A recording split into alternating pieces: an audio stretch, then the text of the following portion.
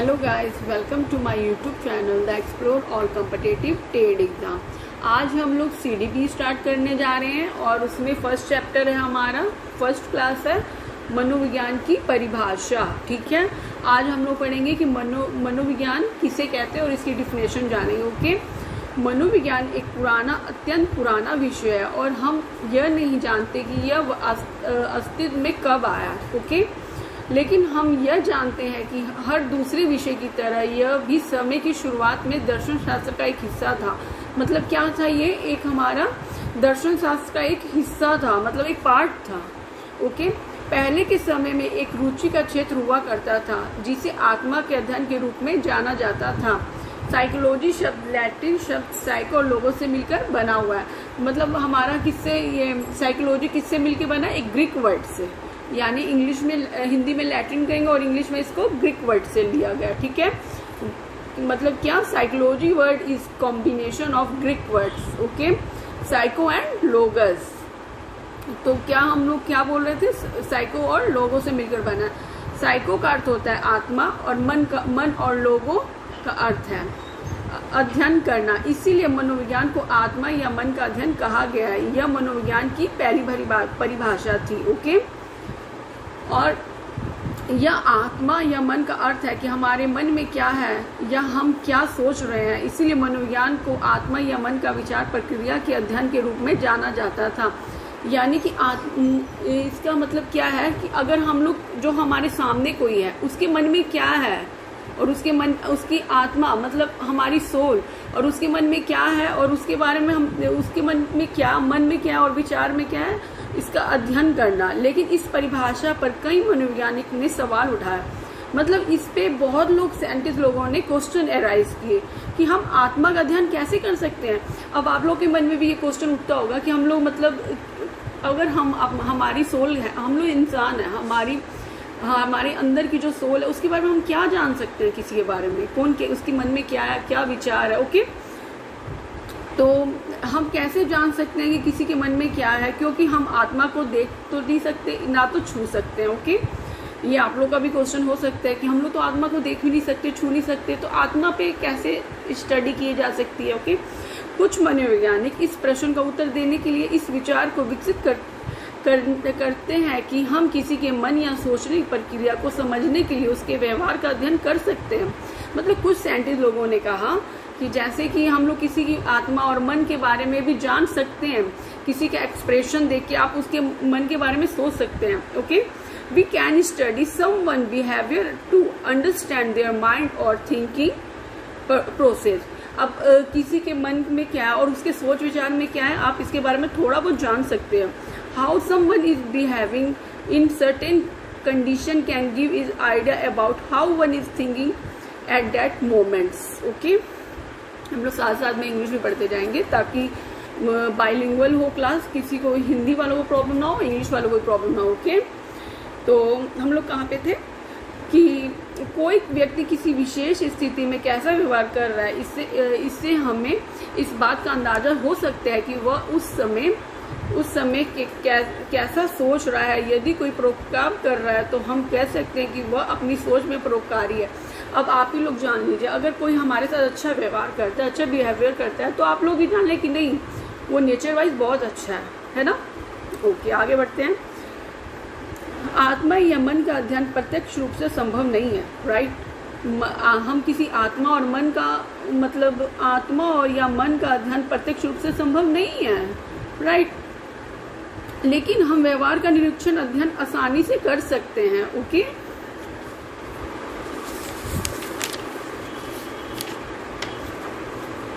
आगे हम लोग आते हैं,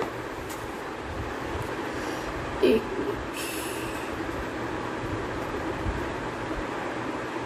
यह आत्मा का मन का अर्थ है कि हमारे मन में क्या है या हम सोच रहे हैं। इसीलिए मनोविज्ञान को आत्मा या मन का प्रक्रिया के अध्ययन के रूप में जाना जा सकता है। लेकिन परिभाषा पर कई मनोवैज्ञानिक ने सवाल उठाए कि सही बात है, आत्मा और मन को हम लोग कैसे, मतलब कर सकते हैं, देख सकते हैं, तो देख सकते हैं कैसे, मतलब किसका क्या बिहेवियर है उससे।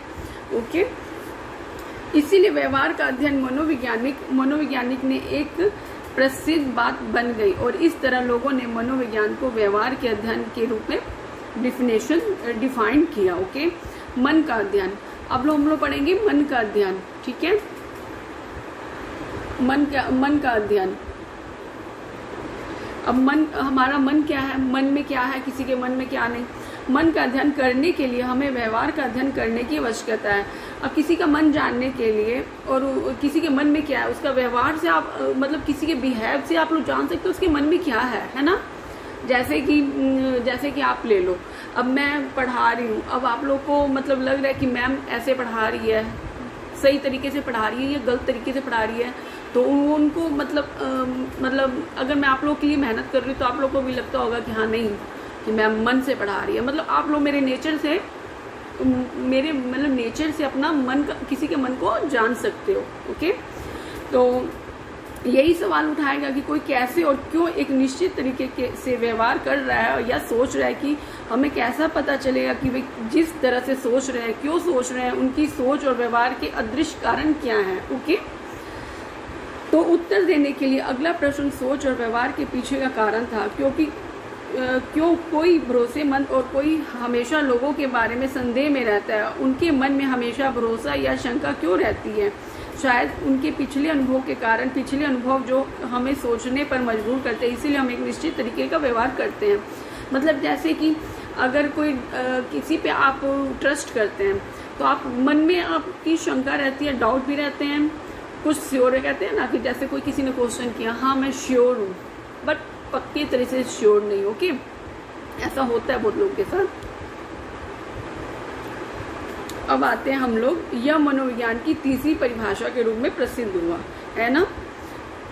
Someone is always in doubt about people। बहुत सारे ऐसे लोग होते हैं जो मतलब हर किसी पे ट्रस्ट नहीं कर पाते, डाउट में रहते हैं। Why do they always have trust or doubt in their mind? उनके माइंड में कुछ ना कुछ डाउट चलता रहता है।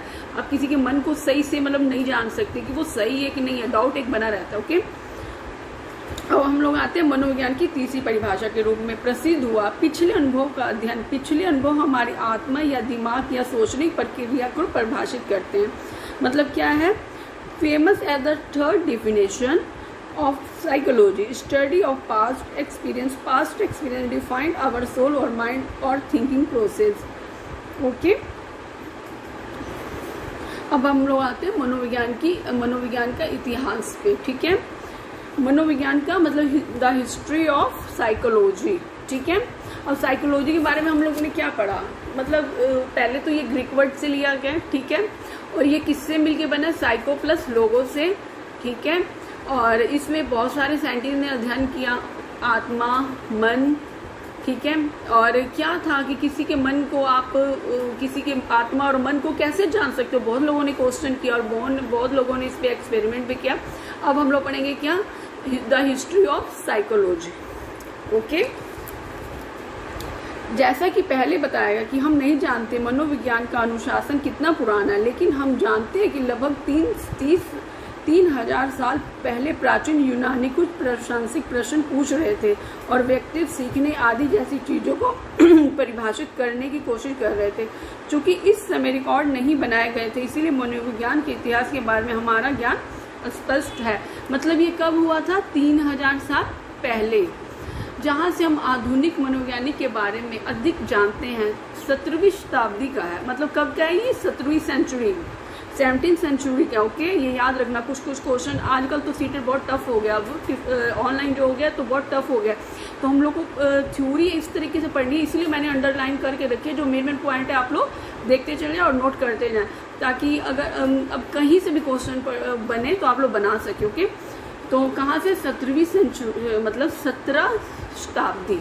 ओके, तो इस समय के ब्रिटिश दार्शनिक ने, मतलब जो यहाँ के ब्रिटिश साइंटिस्ट थे, ब्रिटिश दार्शनिक ने बच्चों के लिए तबुला रासा शब्द का प्रयोग किया था। किसका प्रयोग किया था, तबुला रासा शब्द का प्रयोग किया था, जो लैटिन में तबला रासा का अर्थ है खाली स्लेट। इसमें बहुत क्वेश्चन बनता है खाली स्लेट पे, या खाली बर्तन। जैसे कहते हैं ना कि जब बच्चा होता है तो वो एक क्या कोरी स्लेट की तरह होता है और एक खाली बर्तन की तरह। जैसे हम लोग उसको सिखाएंगे वो बच्चा वैसे सीखता चला जाता है। यानी क्या, कोई खाली बर्तन है तो उसमें जितना हम लोग भरेंगे वो, जैसे कोई बच्चे को ही ले लो आप, तो बच्चों को जो सिखाएगा वही सीखेगा, इसीलिए बच्चों को क्या कहेगा, खाली स्लेट, है ना। चलो आगे, खाली स्लेट या खाली बर्तन। वह अध्ययन कर रहा था कि बच्चे जन्म से ही कैसे सीखते हैं। देखो मैंने अभी बताया ना, तो वही है, बच्चे जन्म से कैसे सीखते हैं और अवधारणाओं को विकसित करते हैं, और उनके अनुसार बच्चों के खाली दिमाग के साथ पैदा होते हैं, राइट। मैंने बोला ना, बच्चे मतलब एकदम ब्लैंक होते हैं, उनको फिर जैसे आप डेवलप करना चाहो वैसे वो करते हैं, है ना। तो क्या है, पहले साइंटिस्ट ने क्या बोला, tabula rasa in Latin means blank slate and empty vessel. He was studying how children learn and develop concept since birth. यानी कि बच्चे जन्म से ही खाली स्लेट होते हैं। इम्पटी क्या था, हाँ, blank slate and empty, okay. सभी दार्शनिक क्या था आगे, सभी दार्शनिक उससे सहमत नहीं थे। एक फ्रांसीसी दार्शनिक क्या था, रेने डेकार्टे, और ग्रीक दार्शनिक प्लेटो का मानना था कि, फ्रांसीसी कौन थे, प्लेटो, ओके, याद रखना। बच्चे दुनिया के बारे में कुछ ज्ञान के साथ पैदा होते हैं। जो हमारे प्लेटो थे उन्होंने क्या बोला था, कुछ बच्चे ज्ञान के साथ पैदा होते हैं। इस प्रकार प्राचीन काल में मनोविज्ञान का विकास हुआ विभिन्न दार्शनिक के विभिन्न विचारों से। यदि हम मनोविज्ञान के आधुनिक इतिहास या औपचारिक शुरुआत की बात करें जिसका रिकॉर्ड हमारे पास है, हम जानते हैं कि 19वीं मतलब 19th सेंचुरी, ओके, याद रखना, 19 शताब्दी में मनोविज्ञान एक वैज्ञानिक विषय बन गया था, जब जर्मनी के लिपजिंग विश्वविद्यालय के मनोविज्ञान के प्रोफेसर विल्हेम वुडल, क्या है, विलियम वुड ने 1879 में मनोविज्ञान की पहली प्रयोगशाला स्थापित की थी। यानी कि ये क्वेश्चन आता है हमेशा, सीटेट में भी आता है और किसी में भी आ सकते हैं। फ्रांसीसी मतलब क्या, फ्रांस के थे वो, और कब किया था, 1879 में, ठीक है। और उन्होंने पहली प्रयोगशाला किसने की थी, वुड ने, जिनका पूरा नाम क्या है, विल्हेम वुड, ओके। यहाँ आपको यह समझने की जरूरत है कि वह मनोविज्ञान में प्रयोग करने वाले पहले व्यक्ति नहीं थे। मतलब प्रयोगशाला पे, मतलब पहले प्रयोगशाला पे ये फर्स्ट व्यक्ति नहीं थे, जैसा कि बुक में लिखा हुआ है, मैंने अंडरलाइन भी किया हुआ है, ओके। पहले व्यक्ति नहीं थे, प्रयोग पहले हो रहे थे, मतलब इनसे पहले भी साइंटिस्ट लोगों ने मतलब एक्सपेरिमेंट कर रहे थे।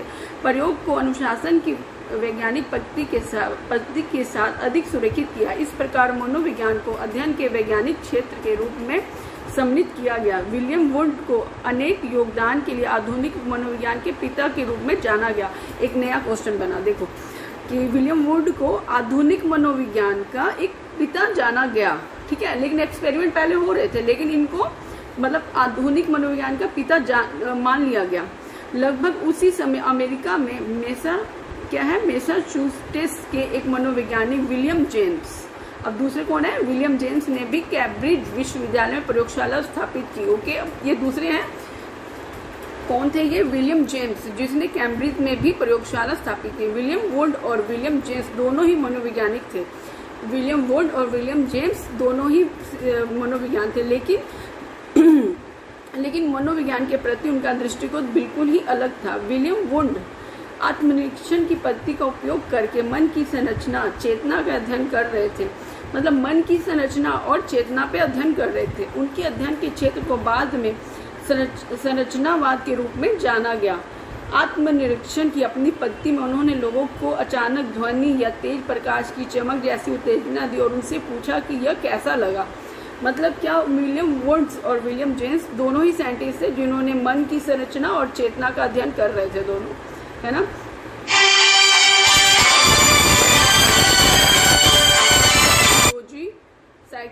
Psychology, William Woods and William James were psychology, but their approach of psychology were totally different. दोनों का मतलब क्या था, दोनों डिफरेंट था।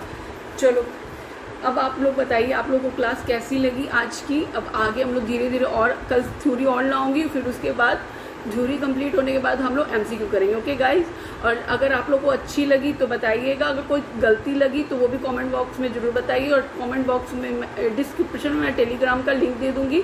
लाइक और सब्सक्राइब कीजिए और शेयर कीजिए। Thank you.